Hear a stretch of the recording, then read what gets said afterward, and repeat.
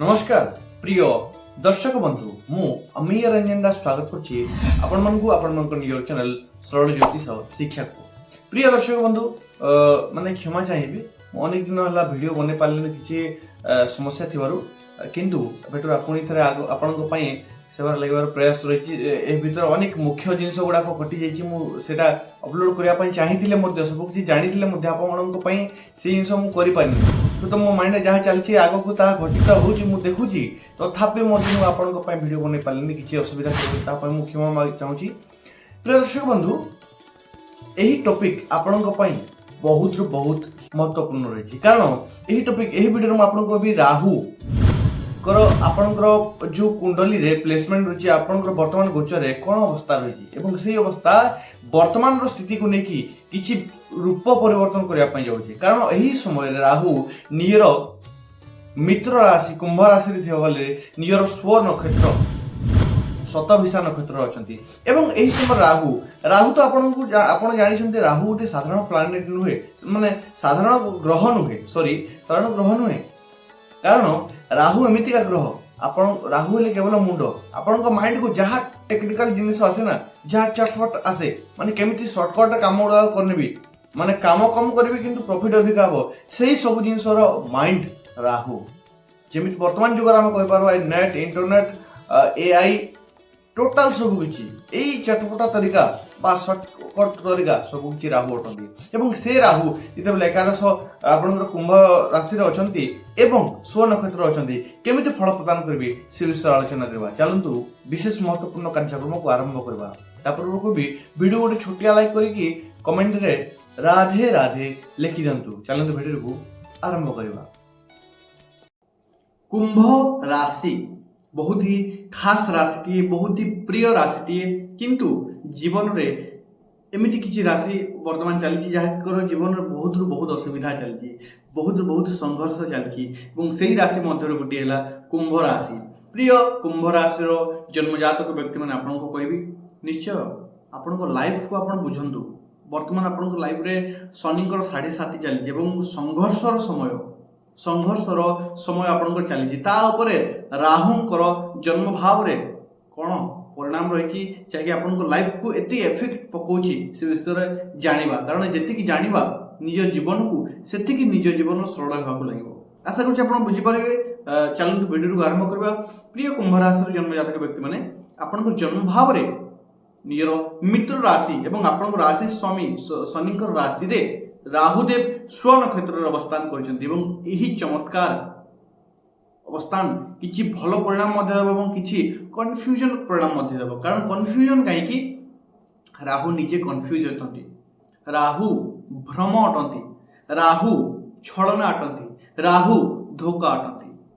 प्रिय दर्शक बंधु धीरे धीरे बुझिबे चलंतु बुझेबी राहु अटंती आपनको लाइफ रे जहा धोखा छलना कपट आसे सी ग्रह अटंती राहु समस्त ग्रह को किसी ना किसी डिपार्टमेंट मिलता है निज काम मिलता है एवं यही काम मालिक हेले राहु।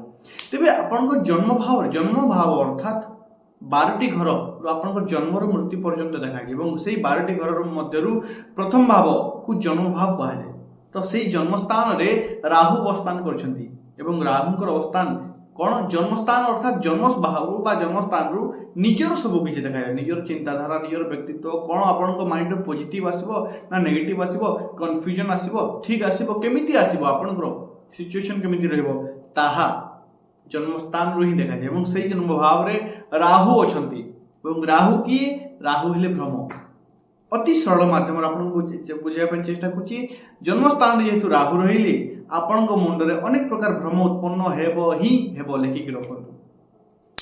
वीडियो को ध्यान देखि सुनंतु कौन करिवे ताहा भी मु आपन को कहबी। जन्मस्थान जेहेतु निजर मुंड उपर जेहेतु राहु रहिले भ्रम उत्पन्नकारी ग्रह रहिले तेणुक आपण लाइफ रे वर्तमान अनेक कन्फ्यूजन चलिबो अनेक ए परिस्थिति आपण उत्पन्न आपण देखिबे वर्तमान लाइफ रे ना सही होउची ना कही होउची एमिति प्रकार सिचुएशन निजे माने धर्म संकट बोली स्थिति रे आपण रहिबे कोन करिवे क्यों लाइन को जिबे कोन करिवे किपरि सब जिनिस हैंडल करिवे सेही कन्फ्यूजन रे आपण रहि जिबे अनेक तीनोटी ऑप्शन अछि तीनोटी ऑप्शन भितर कोटा चॉइस करिवे मन रे किंतु चलथिबो केउटा असुविधा भी किछि करि पाले केमिति करिवे ଅନେକ ସମସ୍ୟା କିନ୍ତୁ କେମିତି ହ୍ୟାଣ୍ଡେଲ କରିବି ତାହା ହେଉଛି ଭ୍ରମ ଏବଂ ସେଇ ଭ୍ରମରେ ବର୍ତ୍ତମାନ ଆପଣ ରହୁଛନ୍ତି।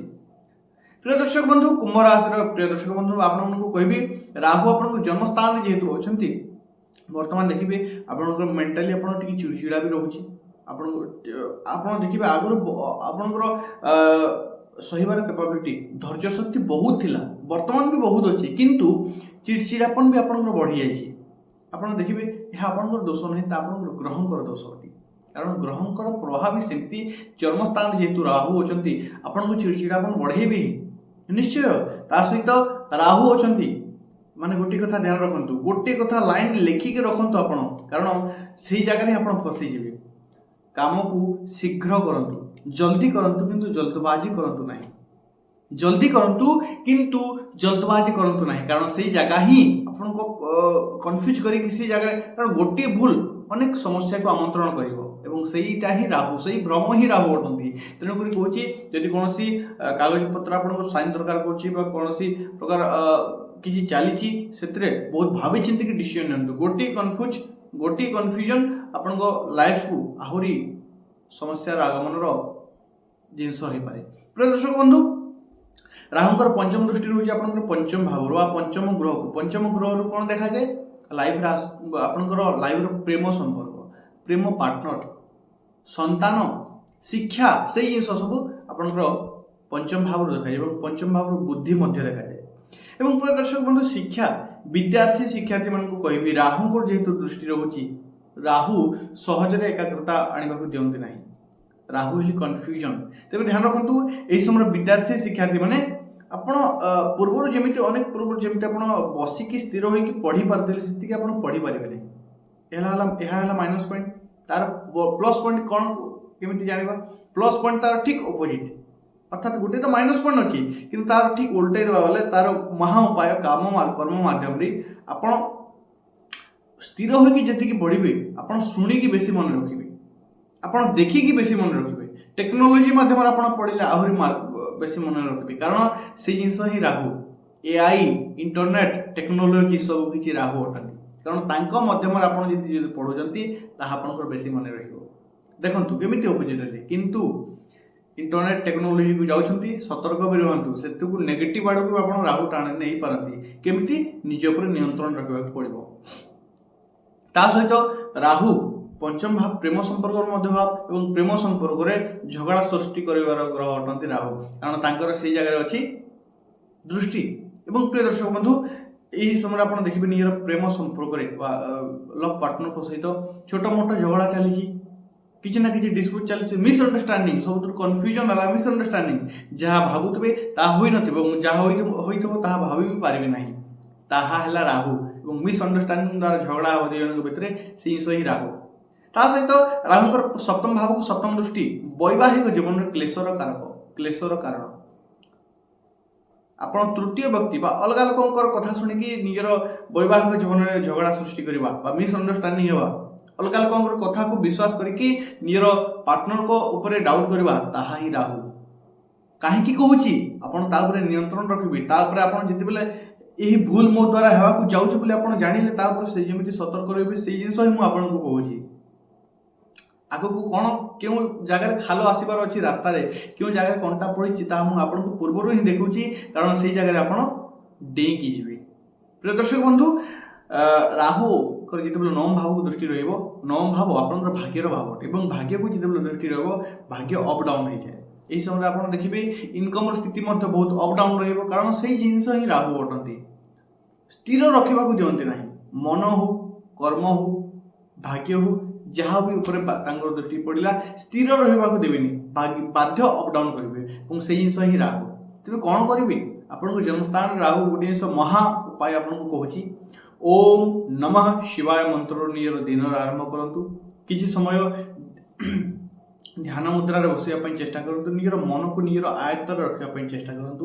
ତା ସହିତ ସୂର୍ଯ୍ୟଙ୍କୁ ପ୍ରତ୍ୟେକ ଦିନ ଅର୍ଘ୍ୟ ଦିଅନ୍ତୁ, ଏହା ଆପଣଙ୍କ ପାଇଁ ମହା ଉପାୟ ଅଟେ। ଆଶା କରୁଛି ଆପଣ ବୁଝିପାରିଛନ୍ତି। ଯଦି ବୁଝିପାରିଛନ୍ତି କମେଣ୍ଟ ବକ୍ସରେ ଗୋଟିଏ ଛୋଟିଆ ରାଧେ ରାଧେ ପଦଟିଏ ଲେଖିଦିଅନ୍ତୁ ଏବଂ ଭିଡ଼ିଓକୁ ଗୋଟିଏ ଛୋଟିଆ ଭଲ ପାଇବା ଦେଇଦିଅନ୍ତୁ। ପୁନଶ୍ଚ ଦେଖା ହେବ ପରବର୍ତ୍ତୀ ଭିଡ଼ିଓରେ। ସେ ପର୍ଯ୍ୟନ୍ତ ମୋତେ ବିଦାୟ ଦିଅନ୍ତୁ। ଧନ୍ୟବାଦ। ରାଧେ ରାଧେ।